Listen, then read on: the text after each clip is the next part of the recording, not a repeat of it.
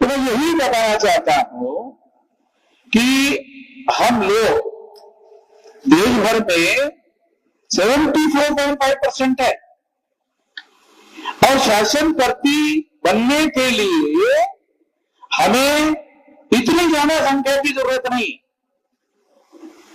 मगर हम जब सोचते हैं केवल एक जाति के बारे में, तब हमारे अंदर हीन भावना पैदा हो जाती है। जब हम अपने केवल जाति के बारे में, केवल अकेले जाति के बारे में सोचते हैं, केवल धनगर के बारे में सोचते हैं, तो हमारी संख्या कम दिखाई देती है। तो इसलिए हम लोगों को भी ध्यान रखना होगा कि शेड्यूल कास्ट 15%, शेड्यूल ट्राइब 7.5%, 22.5% हो गया, ओबीसी 52%। अगर इस तरीके से सोचना शुरू करे तो 74.5% हो जाता है। जब हम अकेले जाति के बारे में सोचते हैं तो हमारे बारे में हम ऐसा सोचते हैं कि हमारी संख्या तो थोड़ी है, थोड़ी संख्या से हम अपने एमएलए, अपने एमपी, अपने जाति के संख्या के आधार पर चुनकर नहीं भेज सकते। जब हमारी संख्या के आधार पर हम अपने एमएलए और एमपी चुनकर नहीं भेज सकते, तो फिर हम शासनकर्ती जमात कैसे बनेंगे? तो हमें सोचने का तरीका बदलना होगा। हमको धनगर बनकर नहीं सोचना होगा, हमको ओबीसी बनकर सोचना होगा। धनगरों को धनगर बनकर सोचना नहीं होगा, धनगरों को ओबीसी बनकर सोचना होगा। सोचते ही फर्क पड़ जाएगा, सोचने का तौर तरीका बदल जाएगा। जो हीन भावना कम संख्या की वजह से निर्माण होती है, वो कम संख्या जैसे ही हम सोचते हैं कि हमारी संख्या 74.5% है, तो हमारे सोचने का तरीका ही बदल जाता है। ये तो बहुत ज्यादा है, इतनी संख्या तो जरूरी नहीं है। 40% संख्या अगर हम लोग मोबिलाइज करें, 40% लोगों को समझाने का काम करें और समझाने में अगर कामयाब हो गए, तो हम इस देश के शासन करने वाले लोग बन सकते हैं। केवल महाराष्ट्र के नहीं, और धनगर लोगों को यह भी सोचना चाहिए कि धनगर केवल महाराष्ट्र में थोड़ी है, धनगर सारे देश भर में है। धनगर केवल महाराष्ट्र में नहीं है, धनगर सारे देश भर में है। अगर आप सम्राट अशोक को अपना पुरखा मानते हैं, तो फिर तो आप लोगों को काम आसान है। बाकायदा उसने सारे देश भर राज किया हुआ है, और जितना आज के तारीख में भारत का भौगोलिक क्षेत्र है वो छोटा है, उससे ज्यादा क्षेत्र पर अशोका ने राज किया, जिसमें पाकिस्तान भी शामिल था, जिसमें बांग्लादेश भी शामिल था, जिसमें अफगानिस्तान भी शामिल था। अफगानिस्तान की जो लास्ट बॉर्डर रशिया को लगा हुआ है, वहां तक अशोका का साम्राज्य था। तो अशोका का राज्य केवल धनगरों का नहीं था। अशोका ने अपने को केवल धनगर मानकर नहीं सोचा था, सारे प्रजा को अपनी प्रजा माना था, सारे प्रजा को अपना माना था और अपना मानकर उसका नेतृत्व किया था। तो धनगरों के अंदर भी सारी प्रजा को अपना प्रजा मानने का सोच विकसित करना होगा और उसका नेतृत्व करने की धारणा अपने मन में विकसित करना होगा। इससे बात आगे बढ़ेगी, ये करना होगा। ये करने से होगा, ऐसा सोच ही काशीराम जी ने किया था। इसी वजह से 4 बार सबसे बड़ा प्रदेश उत्तर प्रदेश का मायावती को मुख्यमंत्री बनाया। मायावती को मुख्यमंत्री बनाने से एक बात प्रूव हो गई। क्या हो गई? प्रूव हो गई कि जो मायावती उत्तर प्रदेश सबसे बड़ा राज्य का मुख्यमंत्री हो सकती है, तो देश का भी प्रधानमंत्री हो सकती है, हो सकते हैं, हम भी हो सकते हैं।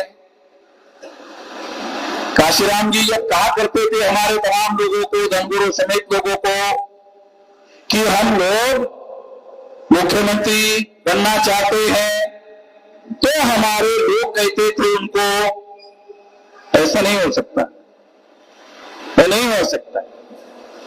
काशीराम जी ऐसा कहते थे तो लोग उनको कहते थे नहीं, ऐसा नहीं हो सकता। तो उन्होंने उत्तर प्रदेश में करके दिखाया,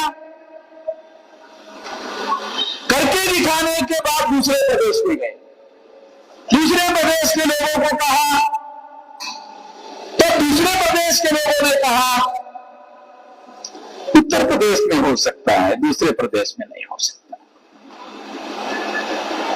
पहले कहते थे उत्तर प्रदेश में भी नहीं हो सकता, हो ही नहीं सकता, उत्तर प्रदेश में करके दिखाया, फिर दूसरे प्रदेश के लोगों को जाकर बताया देखो यूपी में करके दिखाया, आप बोलते थे नहीं हो सकता, यूपी में करके दिखाया, अब मैं दूसरी जगह भी करना चाहता हूं, दूसरी जगह भी हो सकता है।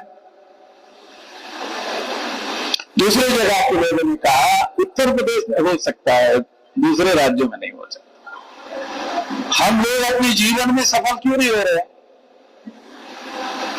हम लोग पढ़े लिखे लोग अपने जीवन में सफल क्यों नहीं हो रहे हैं? क्योंकि हम नेगेटिव सोचते हैं, हमको ये करना है नहीं हो सकता, हमको ये करना है नहीं हो सकता, हमको तीसरा ये काम करना है ये नहीं हो सकता, हमको ये चौथा काम करना है नहीं हो।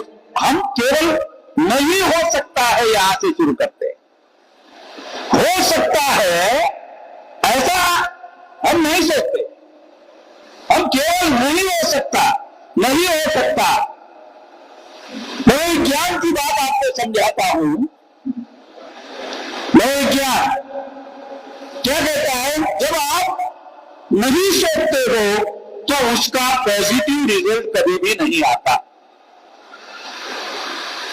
जब आप नहीं सोचते हो तो उसका रिजल्ट हाँ में नहीं आ सकता। सफलता हासिल करने के लिए आपको पॉजिटिव थिंकिंग करना चाहिए। पॉजिटिव थिंकिंग ही आपको मोटिवेट करती है, प्रेरित करती है। ये बात हम लोगों को ध्यान रखना चाहिए। दूसरी बात मैं आप लोगों को कहना चाहता हूं कि अहिल्याबाई की लड़ाई पेशवा ब्राह्मणों से थी। पेशवा ब्राह्मणों ने उनको कभी भी राजा स्वीकार नहीं किया, बल्कि उनके ऊपर हमला करने के लिए पेशवा ब्राह्मण वहां से वहां चले गए। इतिहास है, तो पेशवा ब्राह्मण अहिल्याबाई को राजा स्वीकार नहीं करते थे। क्यों? ब्राह्मणों की एक समाज व्यवस्था है, ब्राह्मण, क्षत्रिय, वैश्य, शूद्र। तो अहिल्याबाई को उन्होंने शूद्र में रखा था, क्योंकि वर्ण व्यवस्था में मनुस्मृति में लिखा है समस्त महिलाएं शूद्र है। कौन सी महिलाएं शूद्र है?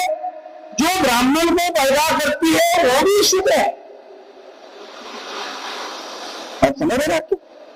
ब्राह्मण के घर में जो ब्राह्मण पैदा होते हैं वो भी स्त्री से ही पैदा होते हैं, अपनी मां से ही पैदा होते हैं। वो पैदा करने वाली मां को फिर भी शूद्र ही कहते हैं। तो इनकी व्यवस्था है, वो ब्राह्मणों की व्यवस्था है। और अगर ये ब्राह्मणों की व्यवस्था है, शूद्र मानने की व्यवस्था है, तो अहिल्याबाई को भी वो शूद्र ही मानते थे।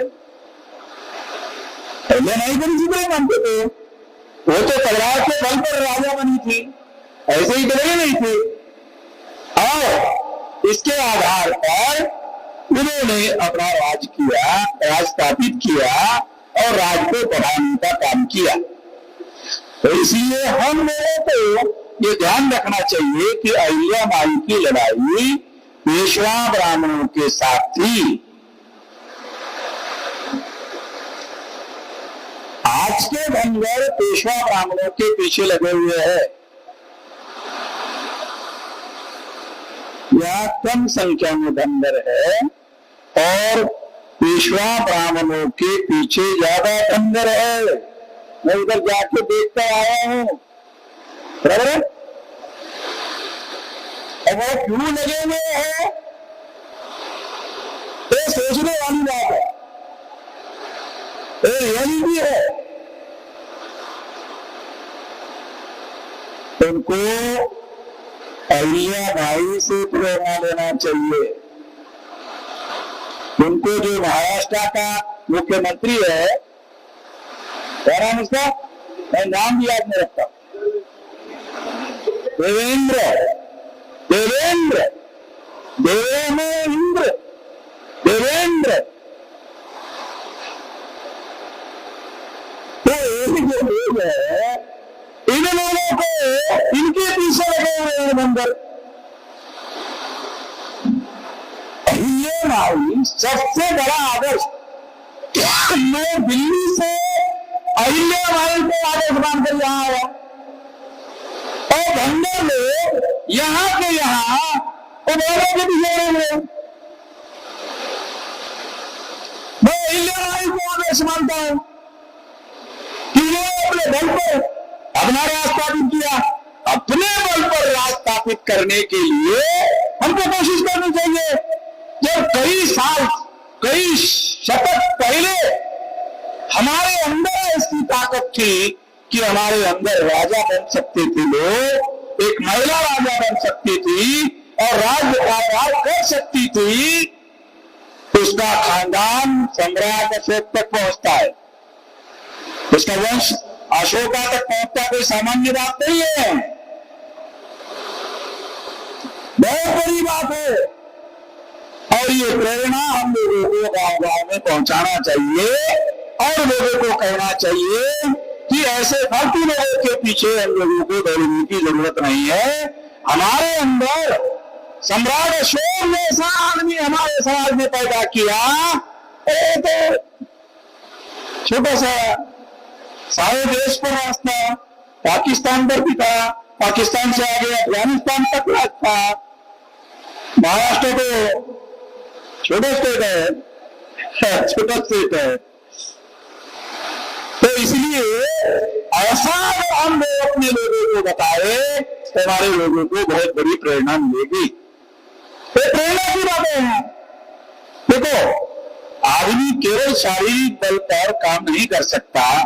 अगर इसका किसी का बल, शारीरिक बल बहुत मजबूत है और उसका मनोबल खचा हुआ है, मनोबल कमजोर हो गया है, तो वो सर पकड़ कर बैठ जाएगा।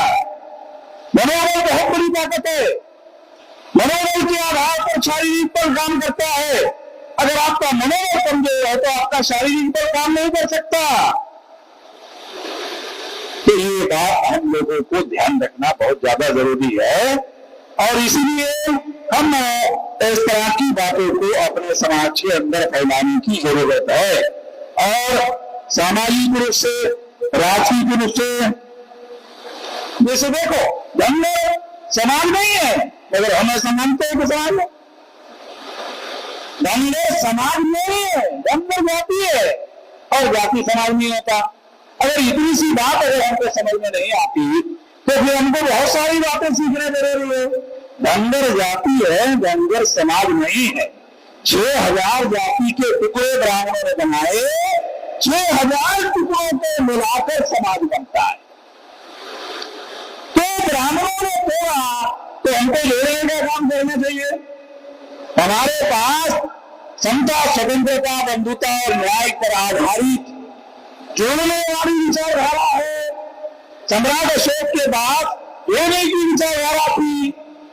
जोड़ने की विचारधारा अशोक आर्य पिता से ली थी।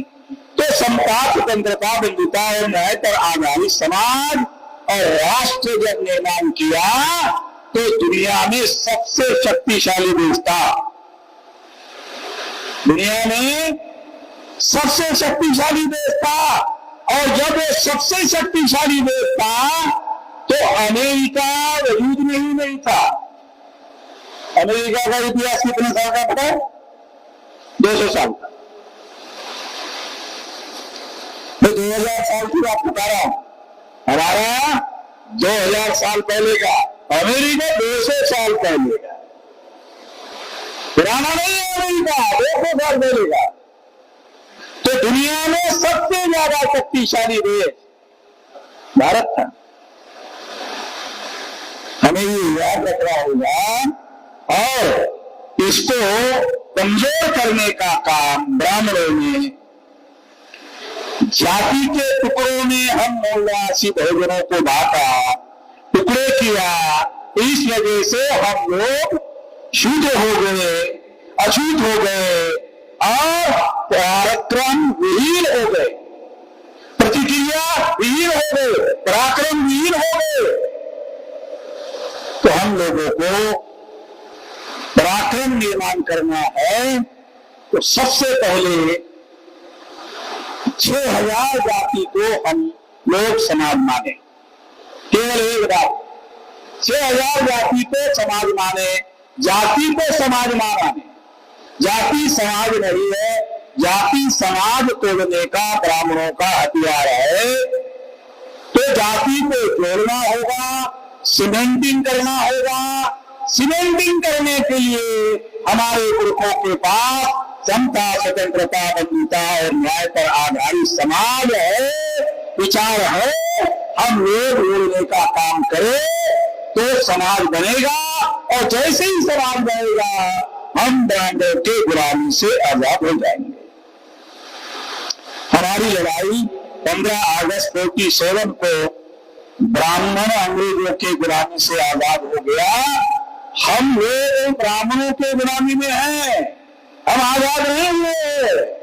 हमको अपनी आजादी की लड़ाई लड़नी होगी और ये लड़ाई लड़ने के लिए हमें अपने 6000 जाति के बंधुओं को जगाना होगा, जगह हुए लोगों को जोड़ना होगा।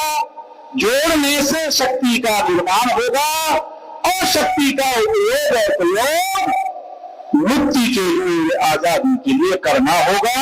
इतना ही करना होगा, इतना करने से ही हमारा मामला स्पष्ट हो जाएगा, मुक्त हो जाएगा, आजाद हो जाएगा।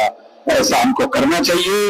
आपने मेरी बात ध्यान से सुनी, इसके लिए मैं और ज्यादा लंबी बात नहीं कहना चाहता हूँ। आप धन्यवाद।